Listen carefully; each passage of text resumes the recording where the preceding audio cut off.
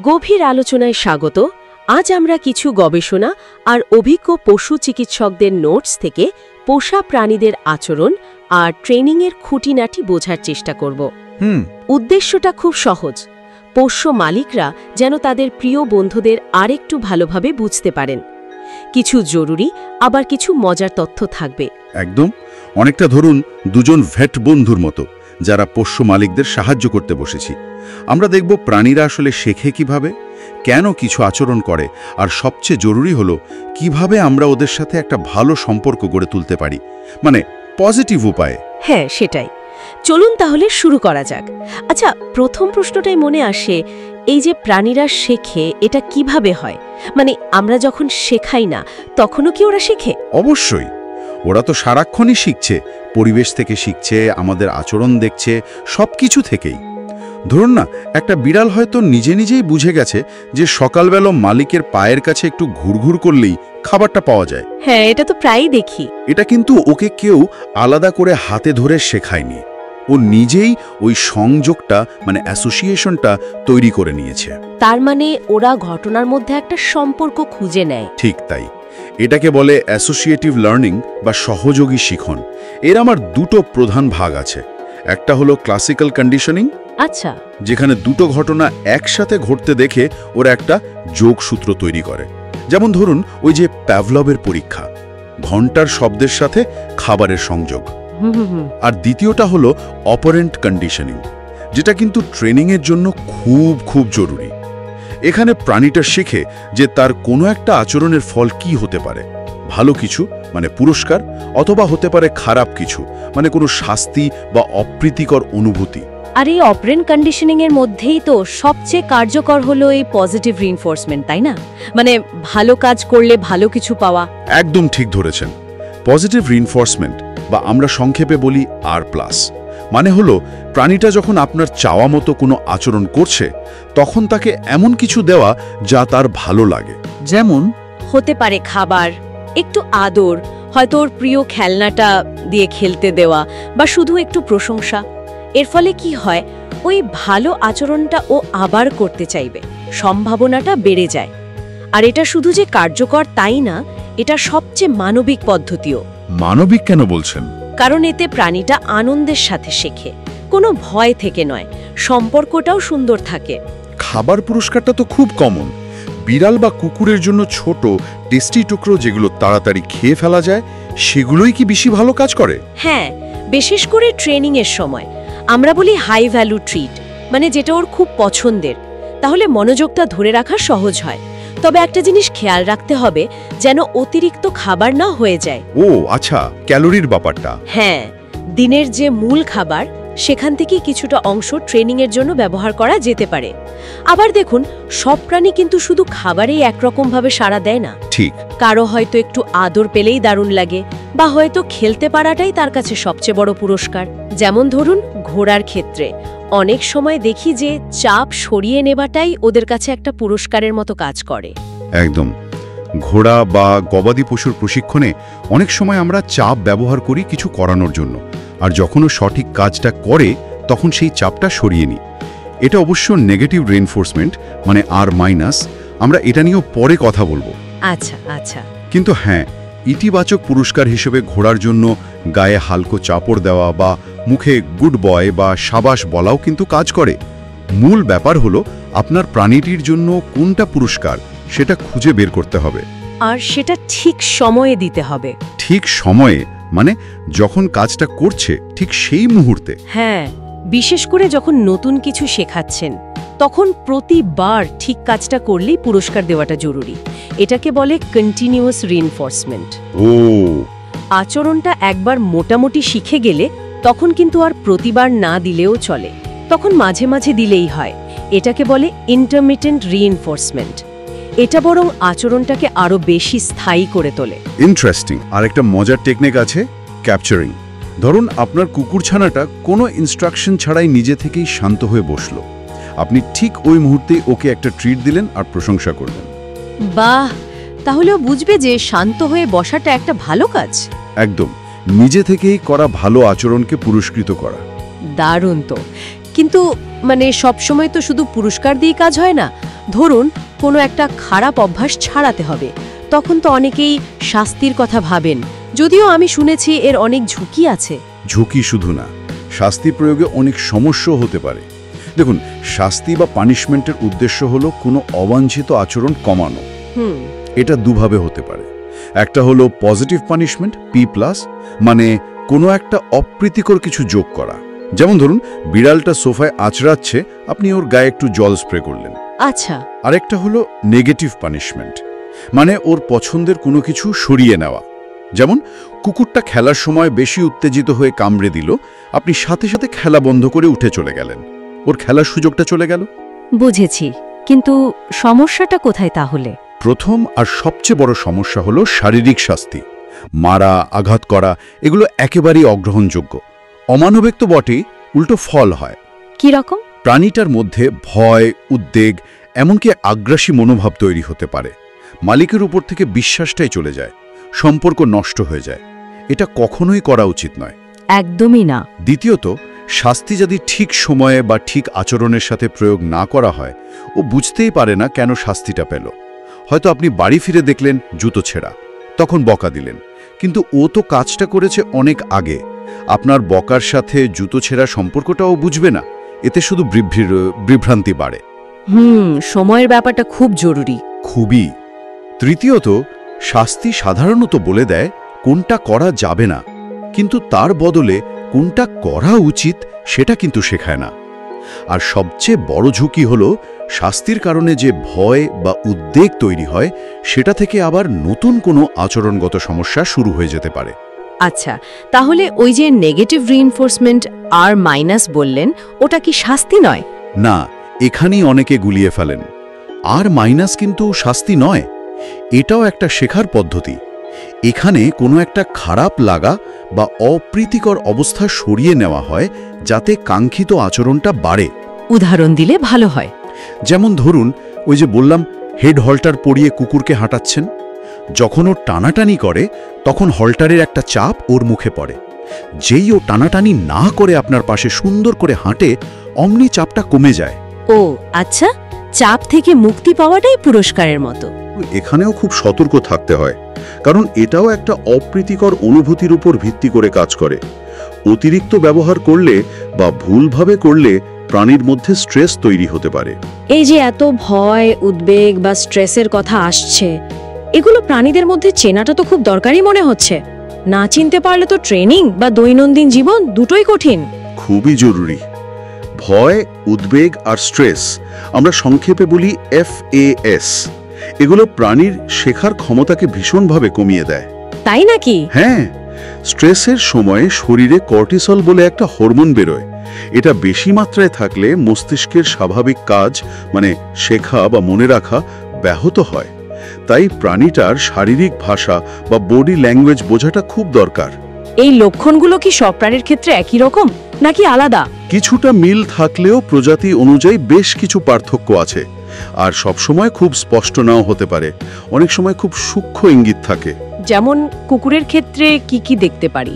কুকুরের ক্ষেত্রে ধরুন ঠোঁট চাটা, হাই তোলা যখন সে আসলে ক্লান্ত নয়, শরীর শক্ত করে ফেলা, কান পেছনের দিকে নিয়ে যাওয়া, চোখ গোল গোল করে তাকানো বা উল্টো দিকে সরাসরি না তাকিয়ে পাশ কাটানো, এগুলো হতে পারে। আচ্ছা, আর বিড়ালের? বিড়াল ভয় পেলে বা স্ট্রেসে থাকলে দেখবেন শরীরটাকে গুটিয়ে আনে, কান দুটো মাথার সাথে প্রায় মিশিয়ে ফেলে, গোফগুলো নিচের দিকে নেমে আসে বা হয়তো সোজা কোথাও লুকিয়ে পড়ে। হিস হিস করা বা ঘর ঘর করা তো আছেই। ঘোড়া বা গবাদি পশুর ক্ষেত্রে? ঘোড়ার ক্ষেত্রে আমরা অনেক সময় গ্রিন, ইয়েলো, রেড জোন দেখি। মানে ওর কান কোন দিকে ঘোরানো, ঘাড় কতটা উঁচু বা নিচু, পেশিগুলো কতটা শক্ত হয়ে আছে, লেজটা কিভাবে রেখেছে, এগুলো দেখে বোঝা যায় ও কি শান্ত, গ্রিন, একটু চিন্তিত, ইয়েলো, নাকি বেশ ভয় পেয়েছে বা উত্তেজিত, রেড। ইন্টারেস্টিং। গবাদি পশুর ক্ষেত্রে ওদের ফ্লাইট জোনটা বুঝতে হয়, মানে আপনি কতটা কাছে গেলে ও অস্বস্তি বোধ করে সরে যাবে। ওদের চোখের সাদা অংশ যদি বেশি দেখা যায় বা মাথা নিচু করে রাখে, কান খুব দ্রুত নাড়াচাড়া করে, এগুলো স্ট্রেসের লক্ষণ হতে পারে। যদি দেখি যে প্রাণীটা ভয় পাচ্ছে বা উদ্বিগ্ন, তখন কি করা উচিত? খানাং ছেড়ে দেব? না না, উপেক্ষা করা একদমই সমাধান নয়, বরং কেন ভয় পাচ্ছে বা কেন উদ্বিগ্ন সেই কারণটা খুঁজে বের করে সেটা কমানোর চেষ্টা করতে হবে। এর জন্য দুটো প্রধান সায়েন্টিফিক কৌশল আছে, ডিসেনসিটাইজেশন ডিএস আর কাউন্টার কন্ডিশনিং সিসি। এই দুটো কিভাবে কাজ করে একটু বুঝিয়ে বলবেন? ডিসেনসিটাইজেশন মানে হলো যে জিনিসটাতে ও ভয় পায় সেটার সাথে খুব ধীরে ধীরে খুব অল্প মাত্রায় পরিচয় করানো, এমন মাত্রায় যাতে ওর মধ্যে ভয়ের প্রতিক্রিয়াটা তৈরি না হয়। উদাহরণ, ধরুন একটা কুকুর ক্লিনিকে যেতে খুব ভয় পায়। আপনি ওকে প্রথম দিন হয়তো শুধু ক্লিনিকের বাইরে থেকে একটু ঘুরিয়ে আনলেন যেখানে ও শান্ত আছে। পরের দিন হয়তো দরজার আরেকটু কাছে গেলেন। মানে খুব ধাপে ধাপে এগোতে হবে। আচ্ছা, আর কাউন্টার কন্ডিশনিং? কাউন্টার কন্ডিশনিং হলো ভয়ের কারণটার সাথে একটা খুব ভালো অভিজ্ঞতার সংযোগ ঘটানো। মানে ভয় পাওয়ার বদলে যেন ওর মনে একটা ভালো অনুভূতি তৈরি হয়। কিভাবে? ওই যে ক্লিনিকের উদাহরণটা দিলাম, আপনি যখন ওকে ক্লিনিকের দিকে নিয়ে যাচ্ছেন, প্রতিটা ধাপে যখন ও শান্ত আছে ওকে ওর সবচেয়ে প্রিয় খাবারটা দিলেন বা একটু খেললেন। মানে ক্লিনিক বা তার আশপাশটা ওর কাছে একটা আনন্দের জায়গা হয়ে উঠল ধীরে ধীরে। বাহ, তার মানে ভয়টাকে একটা ভালো অনুভূতি দিয়ে ঢেকে দেওয়া। অনেকটা তাই, ভয় পাওয়া স্টিমুলাসের সাথে পজিটিভ অ্যাসোসিয়েশন তৈরি করা। আর এই দুটো কৌশল মানে ডিএস আর সিসি একসাথে ব্যবহার করলে সবচেয়ে ভালো ফল পাওয়া যায়। আমরা বলি ডিএস সিসি। কুকুরের সেপারেশন অ্যাংজাইটি বা একা থাকার ভয়, এটাও তো আজকাল খুব শোনা যায়। এটাও কি এই ডিএসসিসি দিয়ে ঠিক করা যায়? হ্যাঁ, সেপারেশন অ্যাংজাইটি কিন্তু সাধারণ দুষ্টুমি নয়, এটা একটা প্যানিক ডিসঅর্ডার। মানে একা থাকতে ওর ভীষণ ভয় লাগে। লক্ষণগুলো কি রকম হয়? এমনকি অনেক সময় নিজেকে আঘাত করা, যেমন খুব বেশি গা চাটা বা কামড়ানো। ও, এটা তো বেশ সিরিয়াস। হ্যাঁ, এর চিকিৎসাতেও কিন্তু ডিএসসিসি খুব গুরুত্বপূর্ণ ভূমিকা নেয়। খুব অল্প সময়ের জন্য একা রেখে শুরু করতে হয়, হয়তো মাত্র কয়েক সেকেন্ড বা মিনিট। আর এমনভাবে সময়টা নিয়ন্ত্রণ করতে হয় যাতে কুকুরটা উদ্বিগ্ন হওয়ার সুযোগই না পায়। মানে ওর থ্রেশহোল্ডের নিচেই থাকতে হবে। থ্রেশহোল্ড মানে? মানে যে মাত্রা পর্যন্ত ও সহ্য করতে পারে ভয় না পেয়ে। তার বেশি গেলেই অ্যাংজাইটি শুরু হয়ে যাবে। তাই খুব সাবধানে ধীরে ধীরে একা থাকার সময়টা বাড়াতে হয়। অবশ্যই ওকে একা ছাড়ার আগে বা পরে খুব বেশি উত্তেজনা তৈরি করা যাবে না। অনেক সময় এর সাথে কিছু ওষুধ বা সাপ্লিমেন্টেরও প্রয়োজন হতে পারে, অবশ্যই ভেটেরিনারি পরামর্শে। বোঝা গেল, এই ভয় বা উদ্বেগ কমানোর চেষ্টার পাশাপাশি আমাদের নিজেদের হ্যান্ডলিং বা ওদের সাথে ব্যবহার করার পদ্ধতিটাও তো খুব জরুরি, বিশেষ করে ক্লিনিকে বা অচেনা জায়গায়। লো স্ট্রেস হ্যান্ডলিং এর কথা এখন খুব শোনা যায়। ঠিক বলেছেন, লো স্ট্রেস বা ফিয়ার ফ্রি হ্যান্ডলিং এখন ভেটেরিনারি মেডিসিনে খুব গুরুত্ব পাচ্ছে। এর ফায়দাও অনেক। কি রকম? প্রথমত, প্রাণীটার ভালো থাকা মানে ওয়েলফেয়ার বাড়ে, ও কম কষ্ট পায়, কম ভয় পায়। দ্বিতীয়ত, যে হ্যান্ডেল করছে মানে মালিক বা ভেট স্টাফ এবং প্রাণীটা উভয়েরই নিরাপত্তা বাড়ে, কারণ ভয় পেলে প্রাণী কামড়ে বা আছড়ে দিতে পারে। ঠিক। তৃতীয়ত, প্রাণীটা যদি শান্ত থাকে তাহলে ওর শরীর পরীক্ষা করার সময় আমরা সঠিক তথ্য পাই। যেমন ধরুন heart rate, respiration rate, temperature, এগুলো ভয় পেলে বেড়ে যায়, তখন ভুল রিডিং আসতে পারে। আর চতুর্থত, পশু চিকিৎসক বা মালিকের সাথে প্রাণীটার সম্পর্ক ভালো থাকে, খারাপ অভিজ্ঞতা হয় না। এর জন্য কি কি বিষয়ে খেয়াল রাখতে হয়? পরিবেশটা কেমন হওয়া উচিত? পরিবেশটা যতটা সম্ভব শান্ত আর আরামদায়ক হওয়া দরকার। ক্লিনিকে বা বাড়িতে অপ্রয়োজনীয় চেঁচামেচি, হঠাৎ জোরে শব্দ কমানো ভালো। ওকে যেখানে রাখা হচ্ছে বা পরীক্ষা করা হচ্ছে সেই জায়গাটা যেন পিছলে না হয়। একটা ম্যাট বা তোয়ালে পেতে দিলে সুবিধা হয়। আচ্ছা। বিড়ালদের জন্য তাদের পরিচিত গন্ধওয়ালা নরম বিছানা বা তোয়ালে ব্যবহার করলে ওরা একটু স্বচ্ছন্দ বোধ করে। মৃদু আলো, কিছু শান্তিদায়ক গন্ধ যেমন ল্যাভেন্ডার বা ক্যামোমাইল স্প্রে করা, এগুলো অনেক সময় সাহায্য করে। আর যে হ্যান্ডেল করছে তার নিজের আচরণ কেমন হওয়া উচিত? হ্যান্ডলারের নিজের শান্ত থাকাটা সবচেয়ে জরুরি, কারণ আমাদের টেনশনটা কিন্তু ওদের মধ্যেও চলে যায়। তাড়াহুড়ো করা যাবে না। প্রাণীর দিকে সোজাসুজি না তাকিয়ে বা ওর ওপর ঝুঁকে না পড়ে একটু পাশ ফিরে বা নিচু হয়ে ওর কাছে যাওয়া ভালো। হঠাৎ করে খপ করে না ধরে ধীরে ধীরে স্পর্শ করা উচিত। এটাকে বলে টাচ গ্রেডিয়েন্ট। মানে স্পর্শ করার আগে হয়তো একটু কাছাকাছি হাতটা নিয়ে গিয়ে ওকে দেখানো, তারপর আলতো করে ছোঁয়া। ও, ইন্টারেস্টিং। আর পুরো সময়টা নরম গলায় কথা বলে যাওয়াটাও খুব সাহায্য করে। যতটা সম্ভব কম নিয়ন্ত্রণ বা রেস্ট্রিন্ট ব্যবহার করা উচিত। মানে খুব বেশি চেপে না ধরে আলতো করে সাপোর্ট দেওয়া।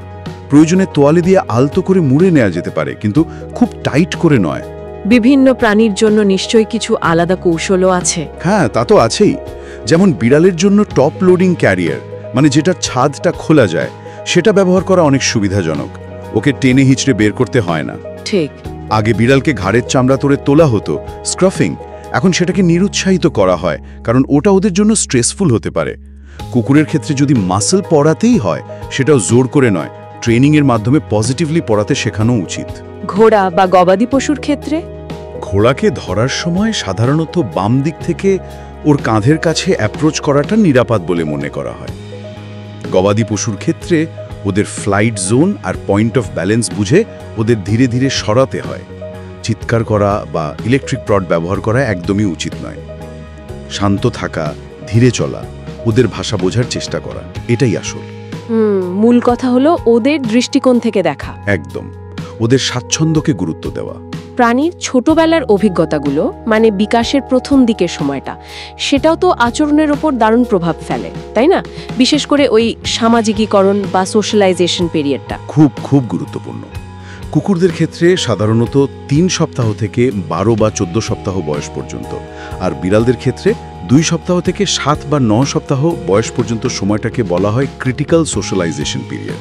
এই সময় কি হয়? এই সময়ে ওদের মস্তিষ্ক নতুন জিনিস গ্রহণ করার জন্য সবচেয়ে বেশি তৈরি থাকে। এই সময় ওরা যা কিছু দেখে, শোনে বা অভিজ্ঞতা লাভ করে, যেমন বিভিন্ন ধরনের মানুষ, অন্য প্রাণী, নানান রকম শব্দ, বিভিন্ন পরিবেশ, সেগুলোর সাথে যদি ওদের ইতিবাচক পরিচয় ঘটে, তাহলে পরবর্তী জীবনে সেগুলোকে ওরা সহজে গ্রহণ করতে পারে, ভয় পায় না।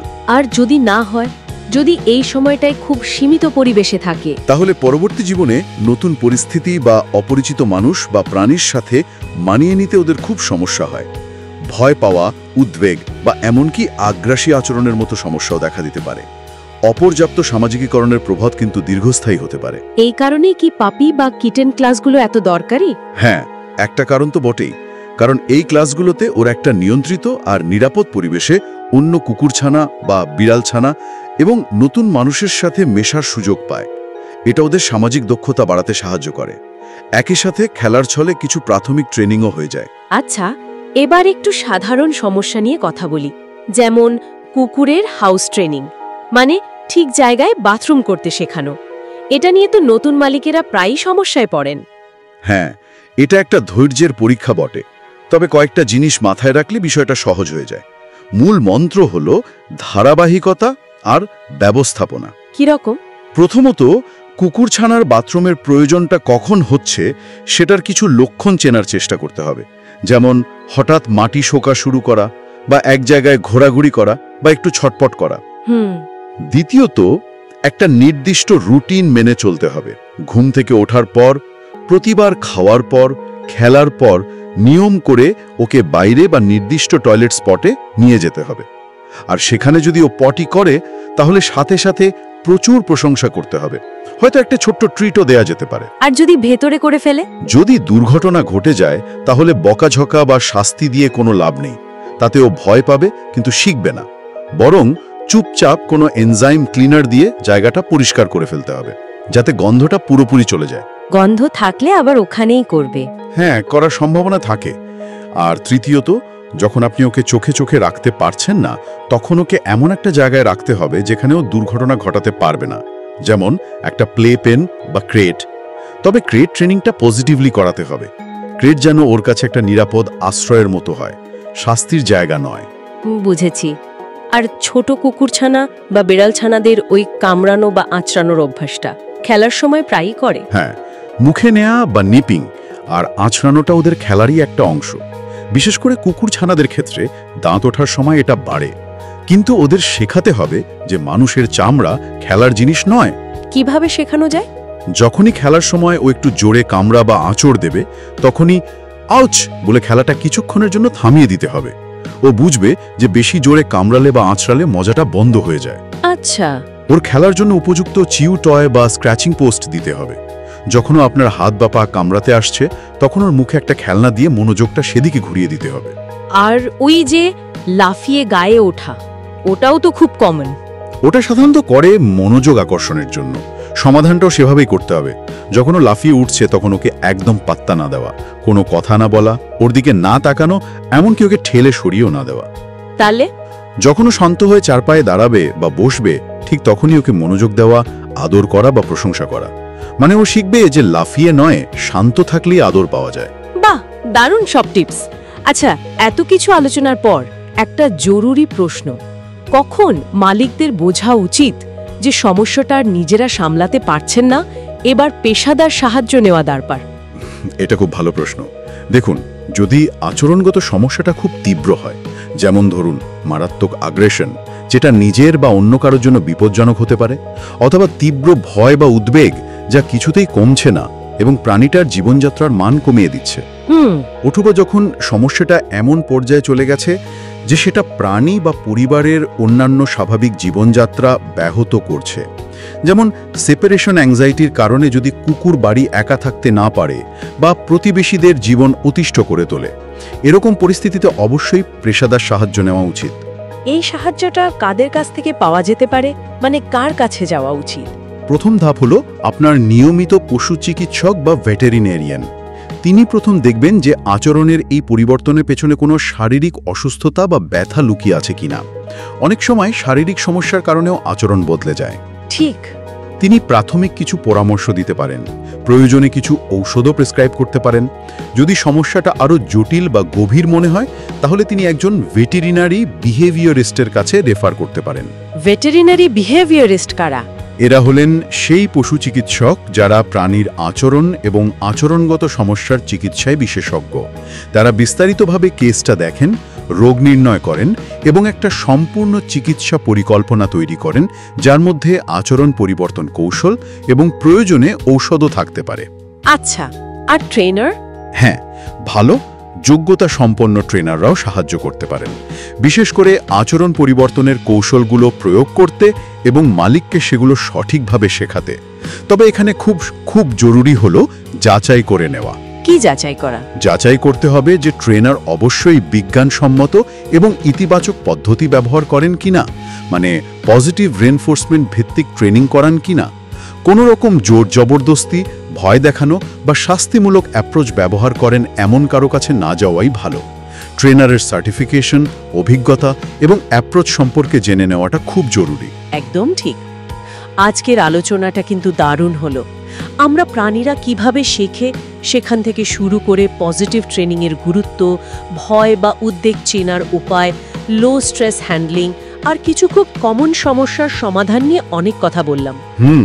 আসলে মূল কথাটা হলো আমাদের পোষা বন্ধুদের সাথে সম্পর্কটা তৈরি হয় বোঝাপড়া আর সহানুভূতির উপর।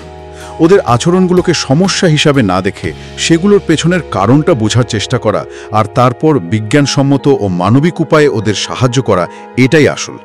এতে আমাদের আর ওদের দুজনের জীবনটা অনেক সহজ আর আনন্দের হয়ে ওঠে। একদম।